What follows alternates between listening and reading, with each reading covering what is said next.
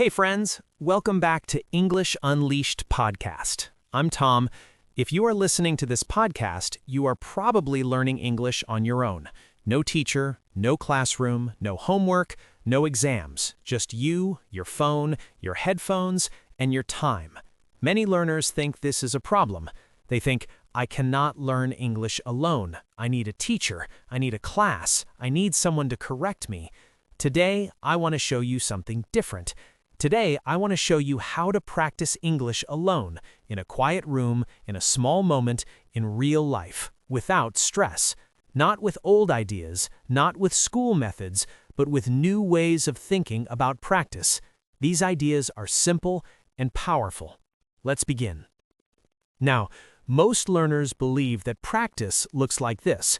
You stop what you are doing, you sit down, you open a book or an app, and you say to yourself, now I study English. This idea sounds normal, it sounds serious, it sounds responsible. But this idea is actually the first big problem, because when you say, now I study English, your brain prepares for work, it prepares for effort, it prepares for mistakes, and very often, it prepares for stress. Real English practice does not need this feeling. Real English does not live in books. It does not live in classrooms. It lives in life. Think about this expression, to fit something into your life, okay? To fit something into your life. This means to make something a natural part of your day, not something heavy or difficult. English, my friends, should fit into your life, not sit on top of it like a heavy bag. Now, here is a new way to think. Instead of creating study time, you create language moments. What is a language moment?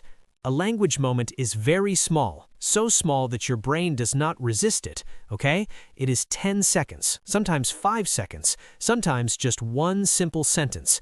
Because when something is small, it does not feel scary. And when it does not feel scary, you actually do it. Now, let me explain this with a very normal situation. You're making tea or coffee. This is not a special moment. You are not trying to learn anything, you're just standing there. Most people say nothing. Their mind is empty, or it is somewhere else. But you gently change one thing. Inside your head, slowly and calmly, you say, I am making tea. The water is hot. I am waiting. Nothing more. You do not repeat it 10 times. You do not check grammar. You do not ask, is this correct? You just let the sentence exist.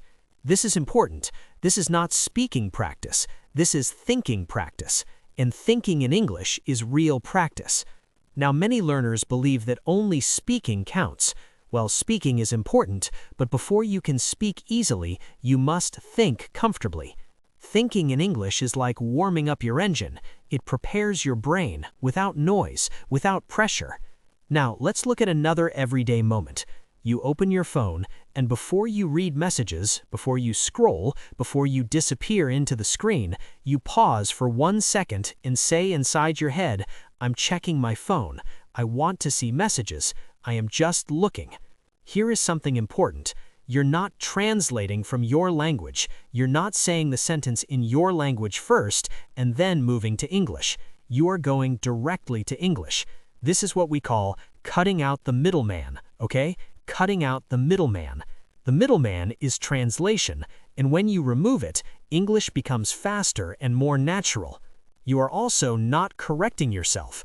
Correction kills flow. Think about this idiom, to get in your own way. It means you stop yourself from moving forward, to get in your own way. When you correct every sentence, you get in your own way. Language moments are not about being right, they're about being present. You are simply connecting English to what is happening right now. This connection is powerful because the brain loves meaning, and life is full of meaning. Most learners say, I will practice when I have time, but time does not appear suddenly. Perfect time is like a perfect day. It sounds nice, but it rarely comes. Here is another expression, waiting for the right moment. It means you delay action, hoping for ideal conditions. Language moments remove this problem. You will no longer wait for the right moment. The right moments do not wait.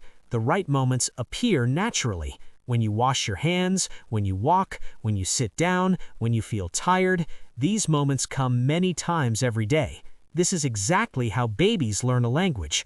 Babies do not study. They do not memorize rules. They do not sit down and say, "Now I learn English." They connect words to actions. They connect sounds to feelings. They live inside language.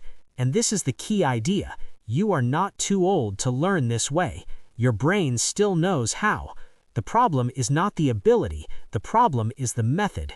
Language moments give your brain permission to relax, and when the brain relaxes, learning speeds up. So this is your first solo system. Solo here means individual, personal. You stop saying, "I study English." Instead, you say nothing. You simply live small pieces of English many times a day. 5 seconds, 1 sentence, 1 moment. And over time, something interesting happens. English stops feeling like work. It starts feeling familiar. And familiarity is the door to fluency. All right, many English learners say the same sentence again and again. "I understand English, but I cannot speak." They often believe the problem is vocabulary or grammar or pronunciation, but very often the real problem is something else. The real problem is fear of sound. When you speak out loud, many things happen at the same time. Your voice becomes public. Your mistakes become real. You feel exposed. Okay? There is an expression in English related to this, to put yourself out there. To put yourself out there. It means to show yourself openly, even when you feel nervous. For many learners, speaking English feels like putting yourself out there too early. So the body reacts, the throat becomes tight, the mind goes blank, the words disappear. This is not because you are bad at English. It is because your brain thinks you are in danger. So here is a very different idea. What if you could practice speaking without danger, without fear? What if you could train your mouth and your brain without making a sound? This is where invisible speaking begins. If something is invisible, you cannot see it. So invisible speaking means this. You move your mouth, you form the words, but no sound comes out. You are speaking, but only you know it. At first, this may feel strange, but think about this expression, to take the pressure off, okay? To take the pressure off. It means to remove stress from a situation. Invisible speaking takes the pressure off speaking because there is no sound, there is no audience, and when there is no audience, fear becomes smaller. You can practice invisible speaking almost anywhere, when you are walking, when you are sitting on a bus, when you are alone at home, even when people are around you. Nobody hears you, nobody judges you. You slowly move your lips and say, "I think today was long. I feel a little tired. I want to rest." You do not rush. You do not perform. You are not trying to sound fluent. You are training movement. This is important. Speaking is not only language. Speaking is physical. Your mouth, your tongue, your jaw all need practice. Invisible speaking trains these parts, gently, slowly, step by step. There is another English expression related to this, to ease into something. Okay? To ease into something. It means to start slowly, without force. Invisible speaking helps you ease into speaking. You are not jumping into deep water. You are standing at the edge, letting your feet get used to it. You are standing at the edge, letting your feet get used to it. Another powerful part of invisible speaking is confidence. Confidence does not come from being perfect. It comes from familiarity.